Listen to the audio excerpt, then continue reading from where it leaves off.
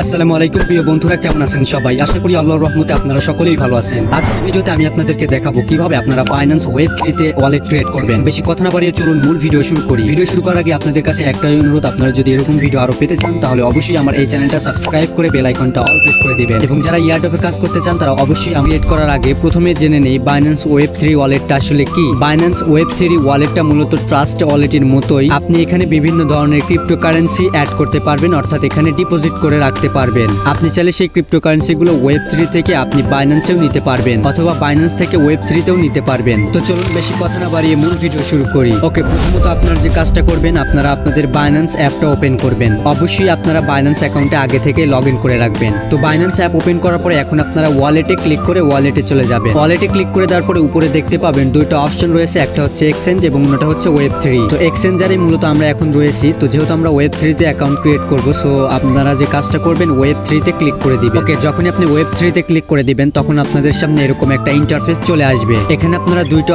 Option নিচে দেখতে পাবেন, যেমন এখানে প্রথম যে অপশনটা রয়েছে ক্রিয়েট ওয়ালেট এবং দ্বিতীয়টা হচ্ছে ইম্পোর্ট ওয়ালেট। আপনারা যারা ইতিপূর্বে ওয়ালেট ক্রিয়েট করেছেন তারা এখানে ইম্পোর্ট ওয়ালেটে ক্লিক করবেন, আর যারা আমার মতো এখনো পর্যন্ত ওয়ালেট ক্রিয়েট করেন নাই তারা এখানে দেখতে পাচ্ছেন ক্রিয়েট ওয়ালেট নামে যে অপশনটা রয়েছে এখানে ক্লিক করে দিবেন। ওকে, এখন আপনারা যে কাজটা করবেন, এখানে আপনারা একটা সিকিউরিটি ফার্স দিবেন। এখানে মিনিমাম 6টা সিকিউরিটি ফার্স দিতে হবে। সিকিউরিটি রিজনের কারণে এখানে কিন্তু অনেক সময় আমার স্ক্রিনে ব্ল্যাঙ্ক দেখাবে, অর্থাৎ কালো দেখাবে, কোনো কিছু দেখা যাবে না। আমি চেষ্টা করব আপনাদেরকে স্ক্রিনশট কালেক্ট করে এটা দেখানোর। তো যাই হোক, এখানে দুইটা বক্স পাবেন, দুইটা বক্সে আপনারা একই সিকিউরিটি ফার্স দিবেন। মিনিমাম 6টা ফার্স দিবেন। যখন আপনি আবারও আপনার বাইন্যান্স অ্যাকাউন্টের ওয়েব 3 ওয়ালেটে যাবেন তখন কিন্তু এটার প্রয়োজন পড়বে। তো অবশ্যই এটা এমন ভাবে দিবেন যেন পরবর্তীতে এটা মনে থাকে। তো যাই হোক, দুইটা বক্সে যখন দিবেন, দেওয়ার পরে নিচে কন্টিনিউতে ক্লিক করে দিবেন। কন্টিনিউতে ক্লিক করে দেওয়ার পরে এখানে আপনাকে ভেরিফিকেশন করতে বলবে। যদি আপনার পাস কি সেট করা থাকে পাস কি দিয়ে ভেরিফিকেশন করবেন, অথবা আপনি চাইলে এখানে অথেন্টিকেটর অ্যাপ বা ইমেল দিয়ে ভেরিফিকেশন করতে পারেন। তো যাই হোক, কোড নিয়ে এসে এখানে দিবেন, তারপরে এটা ভেরিফাই করে নেবেন। যখনই আপনি এখানে ভেরিফিকেশন কোডটা দিয়ে দিবেন তখনই দেখতে পাবেন আপনাদের ওয়েব 3 ওয়ালেট ক্রিয়েট করা হয়ে যাবে। যেমনটা দেখতে পাচ্ছেন আমার ওয়েব 3 ওয়ালেটটা কিন্তু ক্রিয়েট করা হয়ে গেল। ওকে, এখন আপনারা যে কাজটা করবেন সেটি হচ্ছে আপনাদের এখানে একটা কাজ বাকি রয়েছে, সেটা হচ্ছে সিকিউরিটি কোড ব্যাকআপ করে রাখা। এবং আপনারা যখন ওয়েব 3 ওয়ালেট ক্রিয়েট করবেন তখন দেখতে পাবেন নিচ থেকে একটা পপ আপ চলে আসবে, যেখানে আপনাদেরকে সিকিউরিটি কোড ব্যাকআপ করে রাখতে বলবে। তো যেমনটা দেখতে পাচ্ছেন আমার কিন্তু এখানে একটা পপ আপ চলে এসেছে, যেখানে আমাকে সিকিউরিটি কোড ব্যাকআপ করতে বলতেছে।